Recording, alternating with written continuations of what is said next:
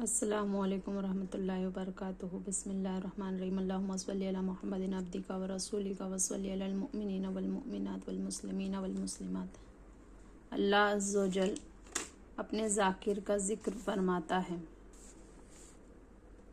حضرت سیدنا ثابت بنانی رحمۃ اللہ تعالیٰ علیہ فرماتے ہیں، جب اللہ تعالیٰ میرا ذکر کرتا ہے تو مجھے معلوم ہو جاتا ہے۔ لوگوں نے پوچھا یہ کیوں کر؟ انہوں نے فرمایا جب میں اس کا ذکر کرتا ہوں تو وہ میرا ذکر کرتا ہے، کیونکہ اللہ تعالیٰ فرماتا ہے فاذکرونی اذکرکم۔ ترجمہ کنز ایمان، تو میری یاد کرو میں تمہارا چرچا کروں گا۔ جہاں ذکر ہوتا ہے ہر چیز گواہ ہو جاتی ہے۔ ابو الملی رحمۃ اللہ تعالیٰ علیہ جب ذکر اللہ کرتے تو ان کو وجد آ جاتا اور فرماتے کہ مجھے اس کے لیے وجد آتا ہے کہ اللہ تعالیٰ مجھے یاد کرتا ہے، کیونکہ اللہ تعالیٰ فرماتا ہے کہ تم مجھے یاد کرو میں تمہیں یاد کروں گا۔ اگر وہ کسی جگہ جاتے ہوئے راستے میں اللہ تعالیٰ کے ذکر سے غافل ہو جاتے تو واپس آ جاتے اور دوبارہ اسی راستے میں اللہ تعالیٰ کا ذکر کرتے ہوئے گزرتے، اگرچہ ایک منزل کا فاصلہ ہوتا، اور فرماتے میں چاہتا ہوں کہ جس بقعہ زمین علاقے سے گزروں وہ سب قیامت میں میرے ذکر اللہ کی گواہی دے۔ سبحان اللہ۔ اللہ عز و جل ہمارے پیارے بزرگوں کا تو حال یہ تھا کہ ہر وقت ذکر اللہ کرتے رہتے۔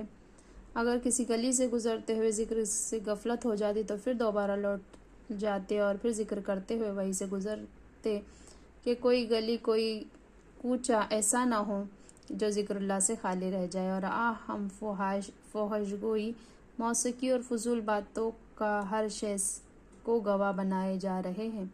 یہ اللہ تبارک و تعالیٰ کا ہم پر عظیم احسان ہے کہ اس کا ذکر ہم ہر جگہ کر سکتے ہیں، اس لیے کوئی خاص مقام اور وقت مقررہ نہیں فرمایا۔ جہاں جائے جدھر جائے اللہ اللہ کر سکتے ہیں۔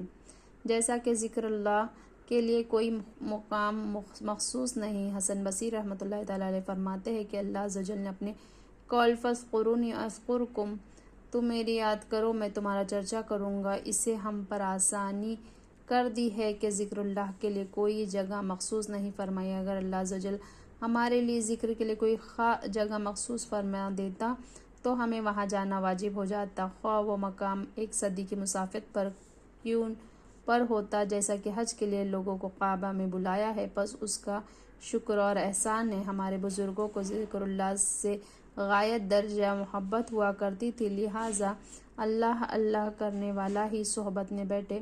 حضرت سیدنا ابراہیم بن ادہم رحمۃ اللہ تعالیٰ علیہ کی مجلس میں جو شخص بیٹھنا چاہتا، آپ رحمۃ اللہ تعالیٰ علیہ اس سے شرط کر لیتے کہ وہ اللہ تعالیٰ کے ذکر سے غفلت نہ کرے گا۔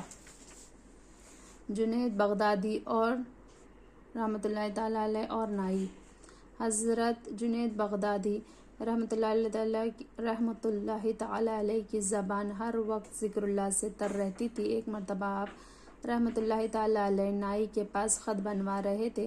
جب مونچھیں تراشنے کا موقع آیا تو نائی نے عرض کی، علی جا برائے مہربانی کچھ دیر کے لیے ذکر موقوف فرما دے تاکہ میں مونچھیں تراش لوں، ورنہ ہونٹ کٹ جانے کا اندیشہ ہے۔ ارشاد فرمایا، آپ اپنا کام جاری رکھیں، ہونٹ کٹتے تو کٹ جائے لیکن میں ذکر اللہ بند نہیں کر سکتا۔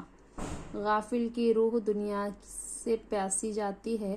حضرت سیدنا داؤد طائی رحمۃ اللہ تعالیٰ علیہ فرماتے ہیں کہ ذاکرین کے ارواح کے سوا باقی تمام روحیں دنیا سے پیاسی نکلتی ہے، ذکر میں دل نہیں لگتا۔ ایک شخص رات کو ذکر اللہ میں مشغول تھا اور اس کی زبان پر اللہ اللہ کا ورد جاری تھا۔ شیطان نے اسے جھڑک کر کہا، اے کمبخت، کب تک اللہ اللہ کی رٹ لگائے جائیں گا؟ ادھر سے کوئی جواب نہیں ملتا، تو ہے کہ مسلسل اسی کو پکارے جا رہا ہے۔ شیطان کی بات سن کر اس شخص کا دل ٹوٹ گیا، سر جھکایا تو نیند آ گئی۔ عالم خواب میں دیکھا کہ حضرت خضر علیہ السلام تشریف لائے اور فرما رہے ہیں کہ اے نیک بخت، تو نے ذکر حق کیوں چھوڑ دیا؟ اس نے کہا کہ بارگاہ الہی سے مجھے کوئی جواب نہیں ملتا، اس لیے فکر مند ہوں کہ کہیں میرا ذکر اللہ کو رد ہی نہ کر دیا گیا ہو۔ حضرت خضر علیہ السلام نے فرمایا، بارگاہ الہی عز و جل سے مجھ کو حکم ہوا ہے کہ میں تیرے پاس جاؤں اور تجھ کو بتا دوں کہ تو جو اللہ تعالیٰ کا ذکر کرتا ہے وہی ہمارا جواب ہے۔ تیرا دل میں جو سوز و گداز پیدا ہوتا ہے اور وہ ہمارا ہی پیدا کیا ہوا ہے اور یہ ہمارا ہی کام ہے جو تجھ کو ذکر اللہ میں مشغول کر دیا ہے۔ تیرے ہر یا اللہ کہنے میں ہماری 100 لبیک پوشیدہ ہے۔ جانے جاہل زی دعا جزو دور نیست، زانکا یا رب گفتنش دستور نیست۔ یعنی ایک جاہل اور غافل کو سچے دل سے دعا کی توفیق ہی نہیں ہوتی، کیونکہ یا رب کہنا اس کی عادت ہی نہیں۔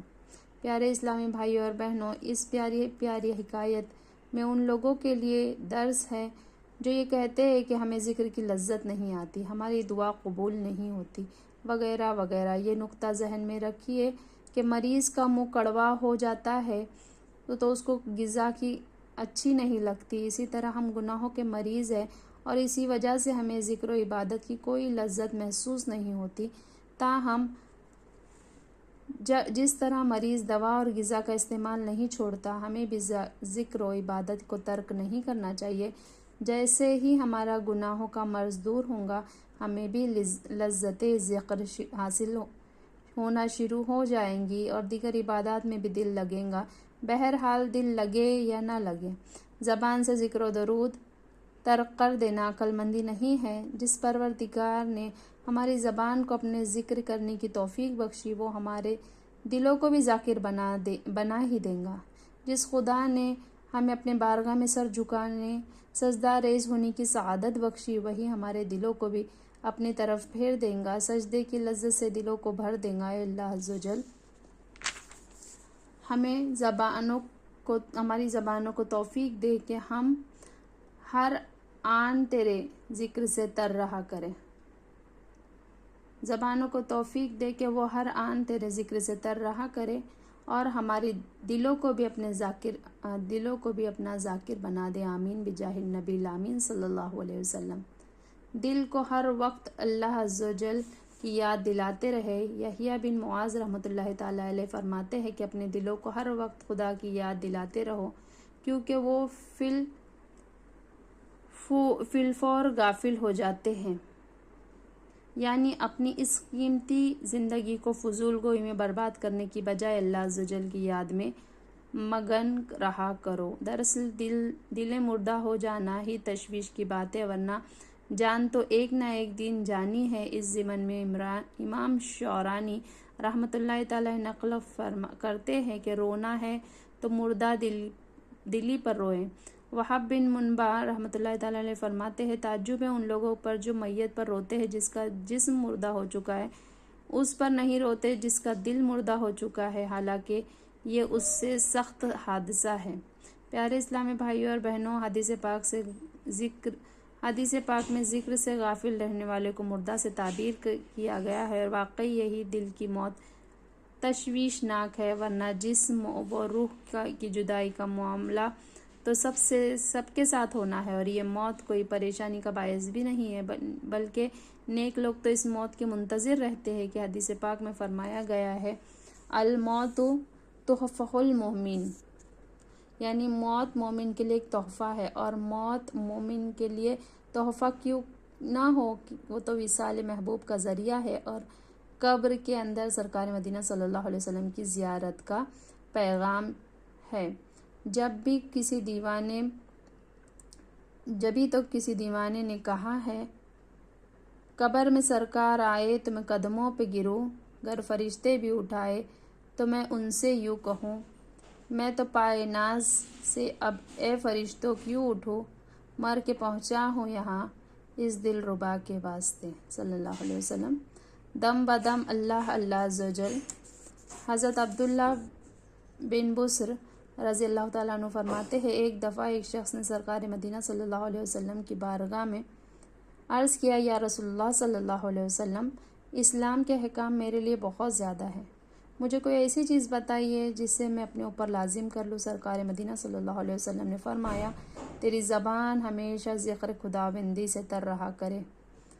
حضور تاجدار مدینہ صلی اللہ علیہ وسلم کا فرمان عالی شان ہے، جنت میں جانے کے بعد اہل جنت کو دنیا کی کسی چیز کا افسوس نہیں رہے گا سوائے اس گھڑی کے جو دنیا میں اللہ عز و جل کے ذکر کے بغیر گزر گئی۔